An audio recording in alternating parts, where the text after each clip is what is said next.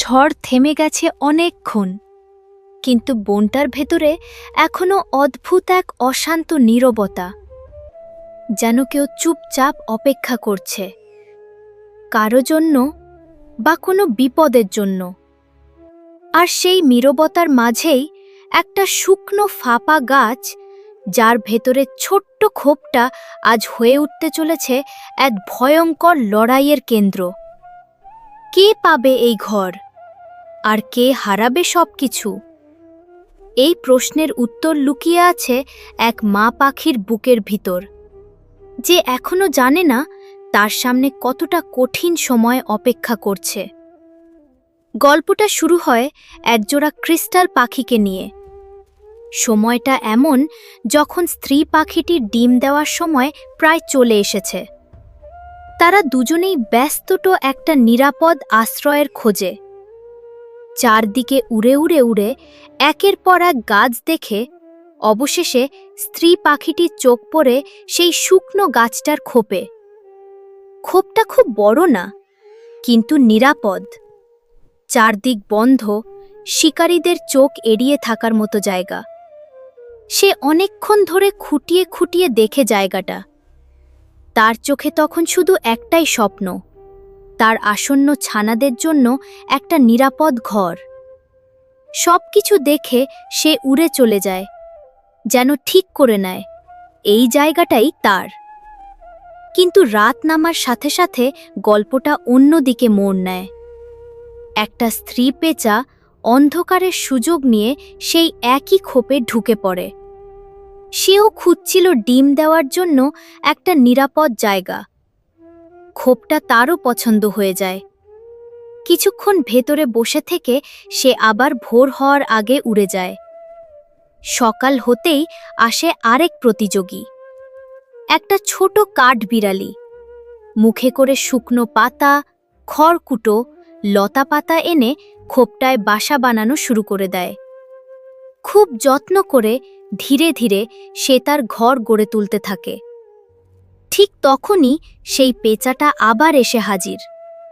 খোপের মুখে বসতেই কাঠবিড়ালিটা ভয় পায় না, বরং রেগে যায়। নিজের ঘর সে এত সহজে কাউকে ছাড়বে না। মুহূর্তেই সে পেঁচাটাকে তাড়িয়ে দেয়। কিন্তু রাতে পরিস্থিতি আবার বদলে যায়।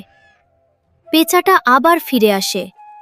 এবার সে সরাসরি খোপের ভেতরে ঢুকে পড়ে। হঠাৎ করে কাঠবিড়ালির সাথে চোখাচোখি হতেই দুজনেই ভয় পেয়ে যায়।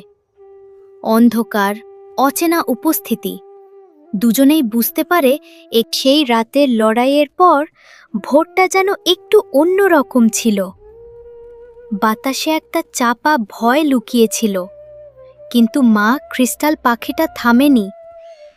তার সামনে এখন একটাই দায়িত্ব, তার ডিমগুলোকে বাঁচানো, যে কোনো মূল্যে।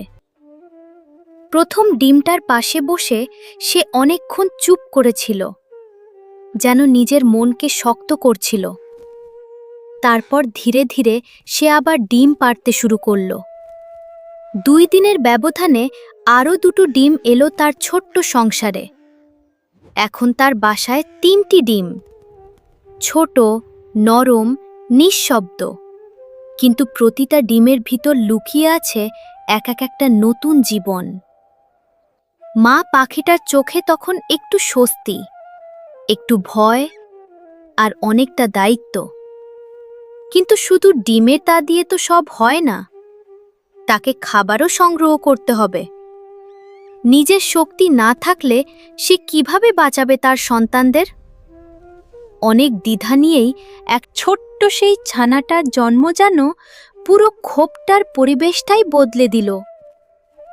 এতদিন যে জায়গাটা ছিল ভয় আর লড়াইয়ের, সেখানে প্রথমবারের মতো একটু শান্তির ছোঁয়া লাগল। ছানাটা খুবই দুর্বল, চোখও ঠিকমতো খোলেনি, কিন্তু তার ছোট ছোট নড়াচড়া, মুখ খুলে খাবার চাওয়া, সবকিছুই মা পাখিটার মনে নতুন করে শক্তি এনে দিল। এরপর ধীরে ধীরে একে একে আরও ডিম ফুটতে শুরু করল। কয়েকদিনের মধ্যেই মোট 5টা ছানা জন্ম নিল। যে একটা ডিম ভেঙে গিয়েছিল তার শূন্যতা থাকলেও বাকি 5টা প্রাণ যেন সেই শূন্যতাকে কিছুটা হলেও পূরণ করল। এখন খোপটা একেবারে ভরে গেছে।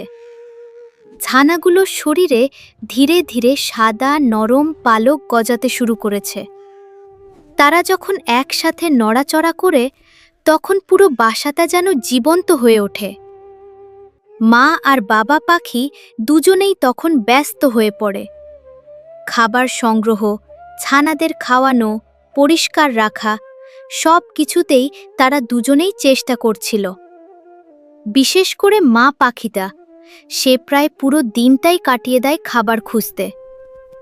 পোকামাকড়, ছোট ইঁদুর, এমনকি ছোট সাপ পর্যন্ত ধরে এনে সে তার ছানাদের খাওয়ায়। তার নিজের খাওয়ার কথা যেন সে ভুলেই গেছে। রাত নামলেও তার বিশ্রাম নেই, কারণ সেই পেঁচাটা এখনো আছে। প্রতিদিন না হলেও মাঝে মধ্যে সে এসে খোপের আশেপাশে ঘোরাঘুরি করে। তাই মা পাখিটা প্রায় পুরো রাত জানে ছানাগুলোর পাহারা দেয়। তার চোখে তখন ক্লান্তি, কিন্তু ঘুম নেই, কারণ সে জানে একটা ভুল মানেই সব শেষ। এদিকে আবার পুরুষ পাখিটার আচরণ বদলাতে শুরু করে। প্রথম কয়েকদিন সে নিয়মিত খাবার এনে দিত, ছানাদের দেখাশোনা করত, কিন্তু ধীরে ধীরে সে আবার দূরে সরে যেতে থাকে। একসময় এমন অবস্থা হয় সে প্রায় আশাই বন্ধ করে দেয়। মা পাখিটা আবার একা হয়ে যায়, কিন্তু এবার সে ভেঙে পড়ে না, কারণ এখন সে শুধু নিজের জন্য না, 5টা ছোট প্রাণের জন্য বেঁচে আছে। দিন রাত এক করে সে ছানাগুলোকে বড় করতে থাকে। সময় কেটে যায়। ছানাগুলোর বয়স যখন 10 থেকে 15 দিন হয় তখন তারা বেশ বড় হয়ে যায়। তাদের চোখ খুলে যায়, তারারা চারপাশ দেখতে পারে, মাঝে মাঝে ডানা ঝাপটানোর চেষ্টা করে। আরও কয়েকদিন